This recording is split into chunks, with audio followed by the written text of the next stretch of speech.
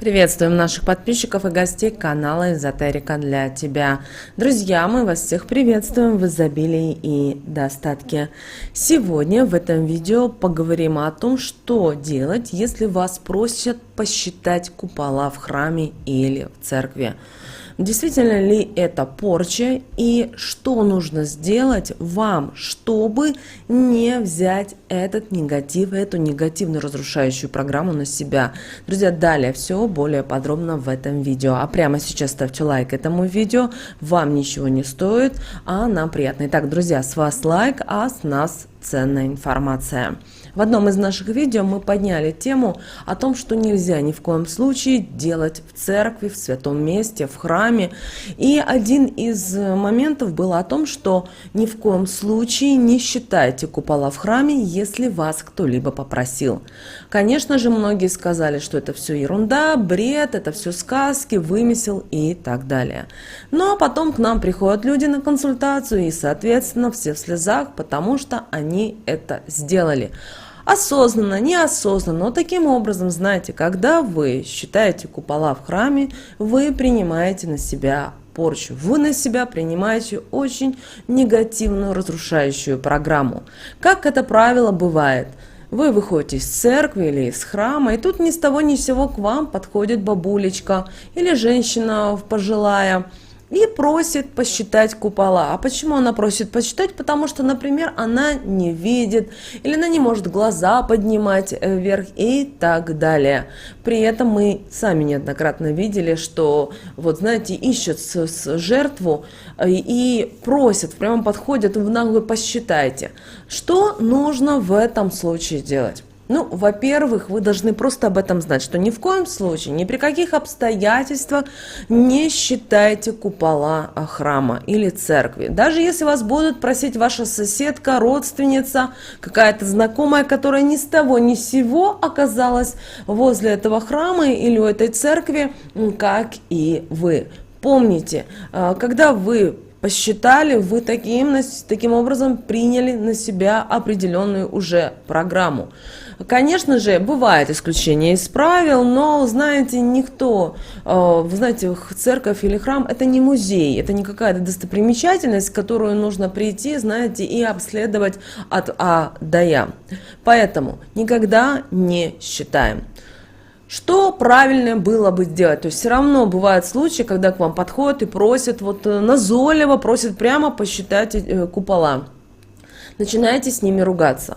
То есть ни в коем случае, во-первых, не поднимайте голову в сторону куполов, в небо. То есть ни в коем случае не принимайте информацию на себя. И начинаете, возможно, можете поругаться, можете послать на 3 буквы. То есть сказать что-то такое, чтобы от вас отстали. Таким образом, вы сами уже закрываете программу от такого человека. Вы должны понимать и то, что, как правило, если вы обращали внимание, именно на ход человека, который выходит из храма или из церкви, и это неспроста. То есть вы уже в какой-то степени очистились, побывав в церкви, побывав в храме, прочитав молитву, зажгли свечу.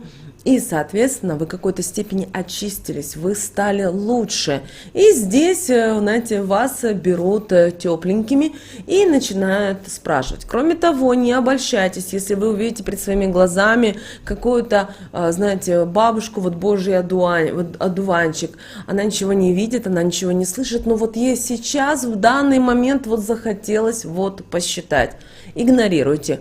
Не умеете игнорировать, ни в коем случае не смотрим в сторону куполов, и в это время можете каким-либо ругаться. Не бойтесь, ничего вам от этого не будет. Помните, ваша жизнь превыше всего, а не чья-то жизнь. Почему вы всегда должны подстраиваться под кого-то или под какие-то обстоятельства? Нет, все.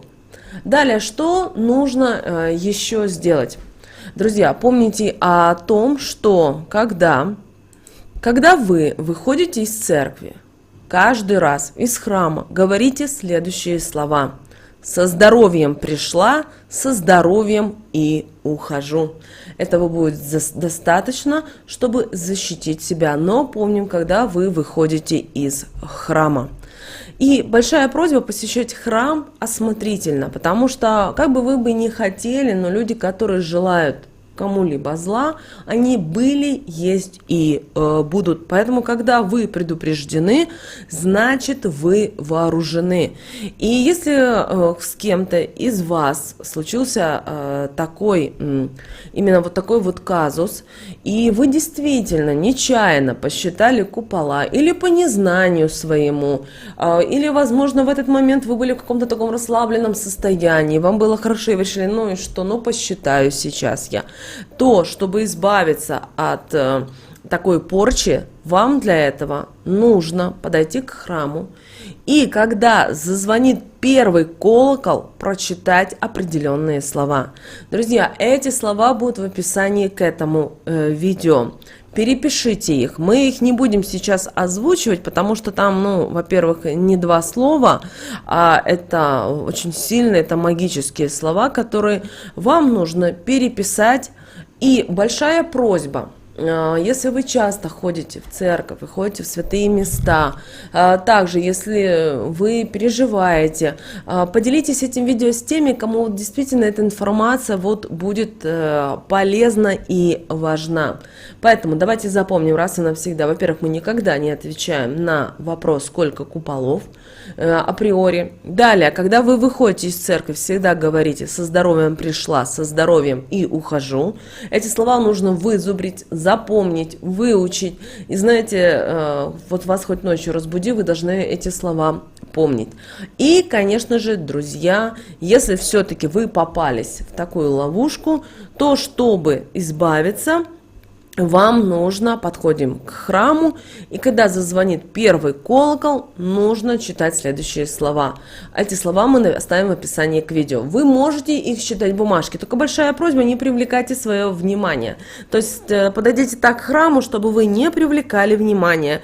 Или вы можете взять книжку какую-то с собой в этот момент и вложить туда листочек и прочитать.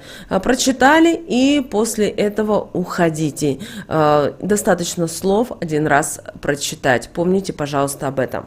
Также обращаем ваше внимание, что вообще в церкви, как бы вы ни хотели, но ведутся всякие магические практики, ритуалы, обряды. Поэтому запомните, раз и навсегда: пришли в церковь, сделали свои дела, хотели помолиться, помолитесь иконе, хотите пообщаться со священником, бывают такие ситуации, вы знаете священника очень долгое время, и вы знаете, что он действительно искренен, действительно, что он чистосердечен по отношению к вам и к другим людям, вы знаете, что он не поделится вашими какими-то секретами с другими людьми, с другими прихожанами, поделитесь. Дальше обязательно всегда старайтесь ставить сорокауст за здравие себя, за здравие тех людей, с которыми вы проживаете в одном доме. Потому что когда вы ставите только сорокауст за здравие только себя, а не за члена вашей семьи, с которыми вы проживаете, таким образом вы себя защитили, но вы-то проживаете все в одном помещении, вы проживаете в одной квартире,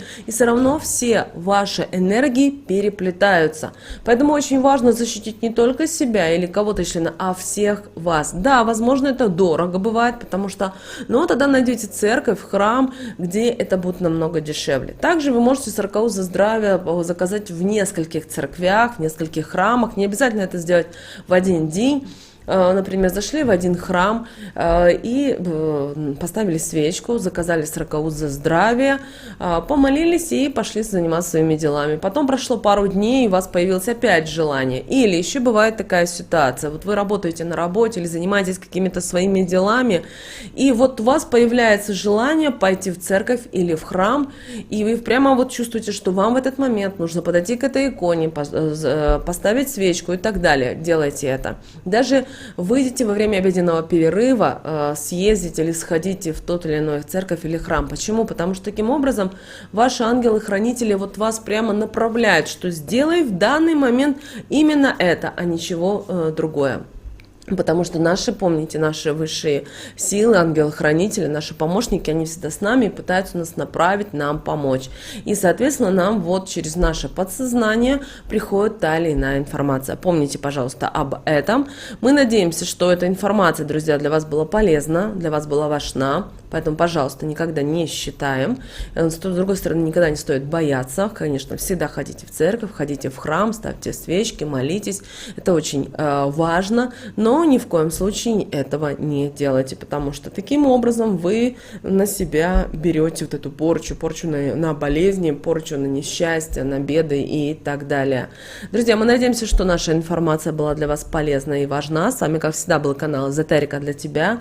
Друзья, обязательно подписывайтесь на наш канал, обязательно ставьте лайк этому видео, обязательно поделитесь, друзья, этим видео с теми, кому вы знаете, что это видео и эта информация действительно будет полезна и важна. Друзья, прямо сейчас на экране вы видите два прямоугольника. Это следующее рекомендованное видео для вас. Нажимайте на то видео, которое вам на интуитивном уровне понравилось больше. И смотрите, друзья, всех вам благ. Услышимся с вами в следующем видео.